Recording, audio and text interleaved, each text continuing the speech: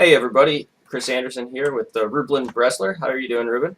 I'm good. How are you? I'm pretty good. We're here with another episode of Coach Cran's Corner for Team Cardhoarder. And let's see, this week we're going to be doing a little bit, one of the weirder decks in Modern. Yep. We've got the Invitational coming up in a couple of weeks, so I've been trying to expand my breadth of learning all of the Modern decks, and this is one that I haven't really gotten to take much of a look at yet, and it's definitely one of the cooler decks. Reuben, you played this deck in at SCG Columbus a couple weeks ago, and I thought that the changes that you had to the typical Lantern deck sounded really, really cool, so I thought that we could give this a try, and maybe if it's something that we're interested in playing for the Invitational. Absolutely, yeah. I think that, well, I want to give credit where credit is due. First of all, this is obviously, Zach Elsick is the patron saint of Lantern, right? Right. And once he won a GP with it, people started experimenting. And then among people that I know who play slow, grindy, ridiculous engine decks, you can do worse than try to get Jody Keith's input. Yep, Jody's really good at those kind of decks. And this is a Jody Keith deck. Okay. 74 of the 75 is Jody Keith, and the only change is a slight cosmetic change I made to the sideboard. But he had a lot of input, and we've put all of the real changes to the main deck in the furthest to the right column here. Yeah. And the biggest change, in my opinion, it changes the way the whole game plan of the deck plays. Is Crucible of Worlds. Right. Yeah, Crucible was the thing that I was definitely most excited about out of all the changes when I saw this deck. Absolutely. And the reason why Crucible of Worlds changes the whole deck is now you get access to a really good late game with Inventor's Fair. Inventor's Fair and Blooming Marsh and Botanical Sanctum all are new lands for this deck. Adding additional fast lands for this deck is super important. You don't want to be taking additional damage. Yeah, that quietly picked up a ton of points because of how bad the burn matchup is. Right. Yeah, the burn matchup is still bad. Don't get it twisted. Right. But you can afford to take some additional damage against non-burn decks with burn spells. Yeah, so sure, like a Delver deck or something. Yeah, the blue-red Delver deck went from being maybe 50-50 to way in the Lantern's favor. I felt like I couldn't lose when I played against blue-red Delver early in the tournament. Cool. Sorry, you were saying? Nope, I was just saying cool. Yeah, sounds good. Yeah. So the Crucible Worlds plan with Inventor's Fair allows you to go search out the one Crucible and then replay the Inventor's Fair every turn. Yep, just a tutor every turn. Yep, the incremental life gain that you get off of the Inventor's Fair trigger is a huge deal. Sometimes you can go down to 3 and then still are just dead to a lightning bolt. But in this deck, they have to find it pretty much immediately, or you go back up to 7, 8.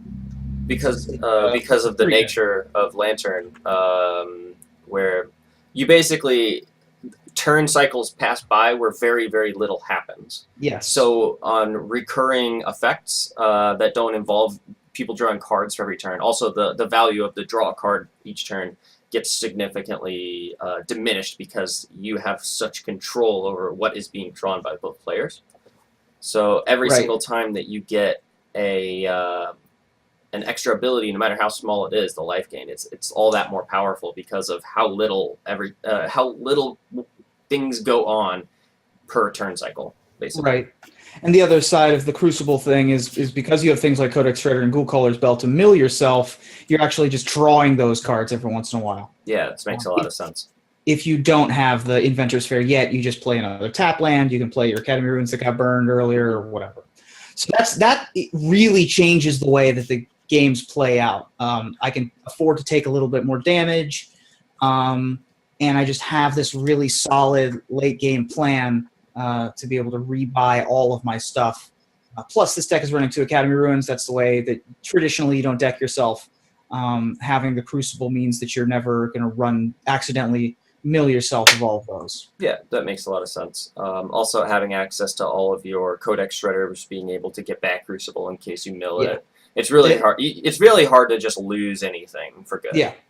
Unless it gets exiled. Which is why we only run the one Pixis of Pandemonium, by the way. This is like a traditional thing that you only run the one Pixis in most of these Lantern decks. Right. Typically, you think to yourself, well, why wouldn't you want the Exile effect more often? Traditionally, it's just for Codex Shredder because you want to be able to rebuy all of your stuff. But now that we have Crucible, there's even more reason. Yeah, but Bell is also just better. So. Well, yeah, Bell is. We run three Bells and one Pixis right now? 3 Bells, 1 Pixis in this list, yeah. Okay. What makes the Pixis better than the 4th Bell, you think? So you want to have access to 1 Pixis primarily for things like Ancient Grudge. Okay. Ancient Grudge and Emrakul are the 2 main reasons why you want to have 1 Pixis because, for example, I played against an Aetherworks Marvel deck that was trying to power out Emrakuls and Ulamogs and stuff. Mm-hmm. Being able to get rid of those permanently means that you can actually go through the full game plan of exiling all of your opponent's stuff. Yeah, that makes a lot of sense. Otherwise, if their Emrakul just kept shuffling their deck back into their deck, you could never really deck them. So yeah. And with Inventor's Fair in your deck, and with Ancient Stirrings and Glint-Nest Cranes and this extra Tezzeret, which we'll get to in a sec, having one-ofs is... Right, it's really easy to find any given card. You're actually playing like 1.8. I can find the 1 Spellskite if I need to every game, basically. Right. Absolutely. So, this deck is really an Ancient Stirrings deck trying to find Ensnaring Bridge. That's the whole combo. Plays a lot like Painter, which, as you know, I'm a big fan of Painter. For sure. There is a combo, but really the combo is a 3-mana permanent that half the decks in the format can't deal with game 1. Right. And that's what Ensnaring Bridge is. Mm-hmm. And so the whole game plan against, Affinity, against Zoo, against a lot of the even against Infect a lot of the time, is just find an Ensnaring Bridge and empty your hand. And so Ancient Stirrings helps a lot in that. And then another card that really helps a lot with that is this new Glint-Nest Crane. Right. Not quite as powerful since you don't get to hit lands with it, but still there's tons and tons of artifacts. Things Glint-Nest Crane work. One is you can't your voids. Another one is that it is 2 mana, and 2 mana is usually you want to be playing a bunch of ones. But like this deck is just everything is a 1-drop. The curve is so incredibly low in this deck. One of the biggest attractions to it.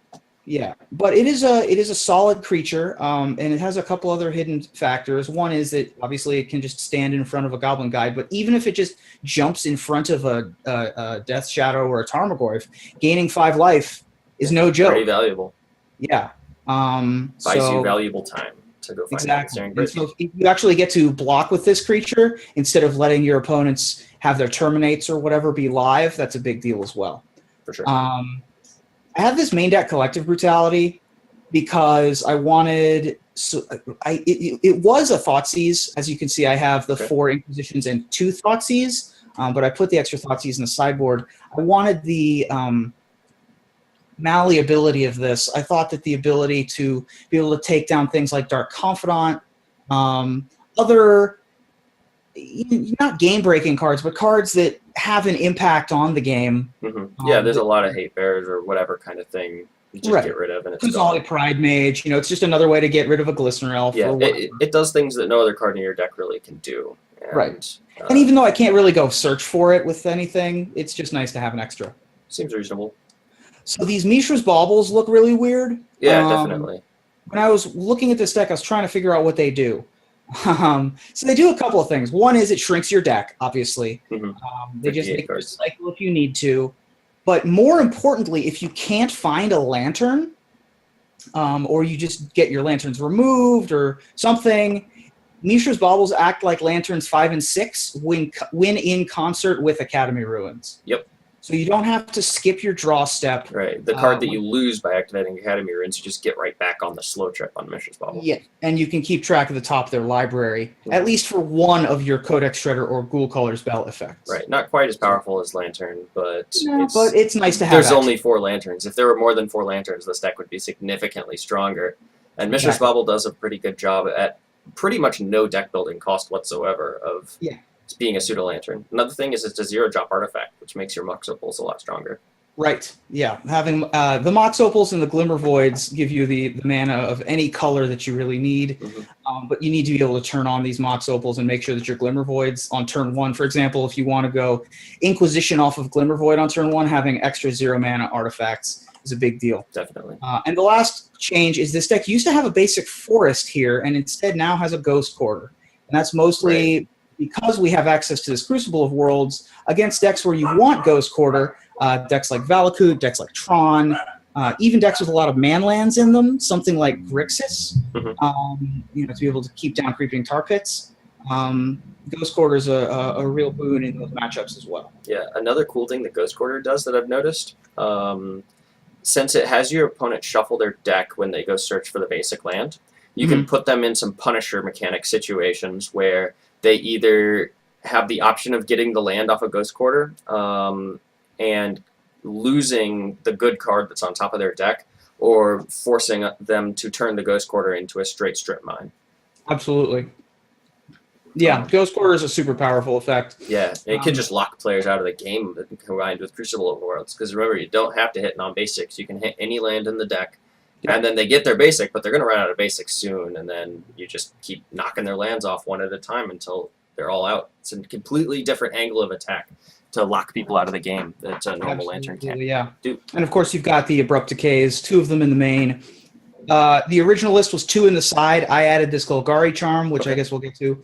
I guess we'll move to the sideboard now, but you have these sort of catch-all Abrupt Decays for whatever you can't get off the top of their library or from their hand with Inquisition and Thoughtseize. Right. So that's basically the engine to the deck. If you're unfamiliar with the deck entirely, you just put an Ensnaring Bridge in play, and then eventually you mill them out. The Tezzeret does act like an Ancient Stirrings / Glintless Crane number 7. Usually you tick it up, and then the ultimate, target player loses X, and you gain X, where X is twice the number of artifacts you control. Usually you have 5 or 6 artifacts in play, and even if you've only got 4, it's pretty easy to get some pretty ridiculous numbers with that Tezzeret, especially since you're going to be drawing 2 cards a turn from then on. Yeah. And your opponents are going to be taking maximum damage from their fetches, from their shocks, from their Gitaxian probes, from their Thoughtseizes. And also, I've just attacked people for lethal with Glintless Cranes in the past. That seems miserable and awesome. Yeah, over the course of like 8 turns, they can't do anything. None of their cards do anything anymore, so I just kill them with a 1/3. But yeah, this is sort of a combination of another Ancient Stirrings. It's a Training Wheels kind of thing. It's something that doesn't get Abrupt Decayed. Everything else in the deck gets Abrupt Decayed. Okay. You can make a 5/5 if you just need a blocker, like if you're in a situation where you just need to stand in front of stuff, or maybe even beat down. Yeah, I mean, I killed people with a pair of Lantern of Insights on one of the turns. Yeah, 5/5, 2 5/5s is no joke. Yeah, against decks that have Bolt, for example, when you can't reliably get the ultimate, if you just make a 5/5 and start attacking with it, then they got a tough time dealing with that. So yeah, Tezzeret's a really good catch-all, and you can rebuy it with Codex Shredder. You can rebuy your Codex Shredders with Academy Runes. You can rebuy your Academy Runes with Crucibles. You're never going to run out of cards. Sounds pretty great. All right, move to the sideboard. Move to the sideboard here. We got an extra Ghost Quarter. This Ghost Quarter typically replaces one of the Academy Runes in matchups where that 2/1 split. You would rather have the Ghost Quarter effect than the Academy Runes effect. That makes sense. In those matchups, you're going to have time to find the one Academy Runes anyway. But you just want to have the Ghost Quarter. Right. What do you think about adding the Ghost Quarter to the deck and cutting a spell? Do you ever want to go up to 20 lands or 19 lands? I could definitely foresee that. I think that there are some matchups. Grixis was one of them where you want both Academy Ruins and both Ghost Quarters. Those matchups tend to be slower. You have time to find your lands. Right. But yeah, you definitely don't need, these Nature's Baubles are often the first thing that gets cut just because. Yeah, that makes a lot of sense. They're kind of air. Yeah. But yeah, since Ghost Quarter is more of a spell than a land, I mean, it is a land, but it's also a spell, it seems reasonable to cut a different spell in order to get that effect in your deck if you want it. The same is true for Academy Runes. Academy Runes is more of a spell than a land also, as is Inventor's Fair. So, although I don't think we're ever cutting an Inventor's Fair, that card is just a superpower. No, we're always keeping both Adventurers Fairs for sure. So a couple of the cards are pretty easy to see what they do. Grafdigger's Cage. I mean, Dredge is already such a good matchup, but it doesn't ever hurt to have extras of these. This is also really good against Nahiri to prevent Emrakul from getting you. Cord decks. Cord decks. Like I mentioned, Aetherworks Marvel. This shuts off as well. And also this deals with Ancient Grudge once you mill it. Okay. I wouldn't just bring this in for Ancient Grudge, obviously, but right. Something. An extra Pithing Needle. We have 2 in the main, 1 extra in the sideboard. A lot of cards that you just want to name Pithing Needle. Yeah, Pithing Needle's a really powerful effect for the mana. I think it's actually one of the most underrated cards in Magic, but Yeah, this absolutely. deck specifically really puts it to great use because of just the prison nature of the deck Yeah. and the fact that it's a Mox Opal deck. Yeah, exactly. And you really need to shut off things like Inkmoth Nexus and Mm-hmm. Steel Overseer before they get out of hand and stuff like that. Sure. Spellskite, pretty easy. You know, you bring it in against Infect. You also bring it in against Affinity just to make sure that they can't do stuff. You also just bring it in against decks that have 3/3s in them. Like you just bring this in against Zoo. Do you bring it in against Burn often? It seems like it gives you an option to make it so that they can't draw fire off the top. Yeah, I would certainly bring it in against Burn. I think that looking at the build of the deck currently, this is probably the second best sideboard card, maybe the best against Burn. Well, just because I doubt it's better than Sun Droplet. Well, yeah, obviously Sun Droplet is unbelievably good. Any deck that's trying to deal you 5 damage over the course, so 5 damage, 5 damage, 5 damage, this thing can just hold off an army. Yeah, it's incredibly strong against decks that do a bunch of damage at once and then take a while to put the pressure back on again. Now, this card used to be Quiet Disrepair because Sun Droplet is an artifact and your opponents are bringing in all of their artifact hate anyway. Okay. But I like Sun Droplet better just because it's much more reliable. It triggers on their turn as well as your turn. Mm-hmm. You don't necessarily have to have green mana, so you can cast this off from Academy Ruins and a Dark Slick Shores or whatever. Right. So I think that Sun Droplet, just by nature of how just the pure power level of it is absolutely necessary. For sure. One thing that we can't do that I thought was really cool in some of the older decks, since we've now got access to the new Kaladesh dual lands, is we can't activate Pain lands to deal damage to ourselves and put counters on Sun Droplets. Yeah, to gain life. Yeah, if but we that's had not that big of a deal. Droplets to try to gain incremental life, that would be pretty cool. But I think that having the 8 fast lands is a much bigger boon. Yeah, I think you're going to gain more life in the long term with fast lands. I will say that this Leyline of Sanctity we don't have to swap out. Okay. Now it's a little weird that I think a lot of people would be like, well, why aren't you just running Witchbane Orb? It's an artifact. You can get it back from your graveyard. Mm-hmm. Leyline does a lot of things. First of all, the 2 white mana is not that hard to get. As I mentioned, we have Mox Opals and Glimmer Voids. Sure, it's definitely castable. Being an enchantment is a huge deal. Not being able to be taken down by an Ancient Grudge or a Vandal Blast or anything like that, and having only them in the sideboard is perfectly fine. I would probably play an Ivory Mask if Leyline of Sanctity wasn't a card. Okay. Every once in a while, you can just start the game with it on the battlefield. It's gravy. Against things like Jund, for example, lots of discard-heavy decks is super insane. I brought this in against Jund the 3 times I played against it. The one game that I lost when I started the game with it, and then Thoughtseize my opponent, and his hand was like 3 lands, 4 creatures. Like that, those games are going to happen. Yeah. But it can't be Abrupt Decay, it can't be Ancient Grudged, and it can sometimes end the game by itself. Cool. So, super good. So we got the Thoughtseize and the Collective Brutalities, pretty self-explanatory. Welding Jar. There's possibilities where the Thoughtseize should just be swapped with the Collective Brutality. Oh, absolutely. Okay, yeah, that's one thing that I think.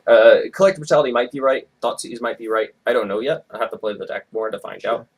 But I think the reason why I wanted to hedge in this direction is I felt like the Columbus, Ohio, like I know the Columbus, Ohio player base pretty well. Mm-hmm. And I tend to think that they're going to lean more heavily towards smaller creatures, things like Delver of Secrets, Dark Confidant, that kind of stuff. Well, I mean, Collective Brutality doesn't really deal that efficiently with. If you're on the play sometimes. Yeah, sometimes. But also, I think that having the extra out to Infect, which everybody plays Infect. Definitely. Very important matchup. Copy of that. So, I mean, there are certain. This is a metagame call. This was my cosmetic decision. Yeah, absolutely. The Welding Jars come in whenever you expect a lot of destroy effects. If your opponent has something like a lot of Ancient Grudges, a lot of Abrupt Decays, maybe something like Fracturing Gust or something like that. Okay. Also, it's another 0 mana artifact that you can pretty much just swap with the Mishra's Baubles. Right. So the one change I made was this Golgari Charm over the 4th Abrupt Decay. And the reason why I made it is because, again, Infect I felt like was going to be so popular. and it's also good against Affinity. And Affinity, while it's a good matchup, it's not a gimme. Right. And so I just thought that this was a good effect to have in my deck and could really get some people. Push that matchup just a little bit further. Right. Expenses and consistency. That's the direction I went in. Certainly, this could be another Abrupt Decay. We could even cut this Collective Brutality for another Abrupt Decay in addition to the Golgari Charm. Right. This deck is constantly being shifted around, especially with the sideboard cards. Okay. So, one thing that I noticed that was missing is surgical extractions. A lot of normal Lantern decks play those in the main. Why no surgicals? Right. So surgical extraction was a plan that basically there are some cards that you can't beat in the main deck. For example, Emrakul. Okay. In the old versions. In this version, we can beat an Emrakul because we have a threat. And we also have the Pixis, of course, but you can't really depend on the Pixis. Right. Older versions of this deck had to deck you. They had to go to turn 30 and end the game that way. Gotcha. This deck, not only can you amass the quote-unquote combo lock faster, but you also have the training wheels in the form of Tezzeret that I don't think you need the surgical extractions in the main deck. Okay. I think that my personal taste on surgical extraction is I just don't want that card in my deck. Yeah, it's -1 on card advantage almost all the time, unless used in conjunction with the Inquisition effect. Yeah. And a lot of people have them in their sideboards, and they make you feel good.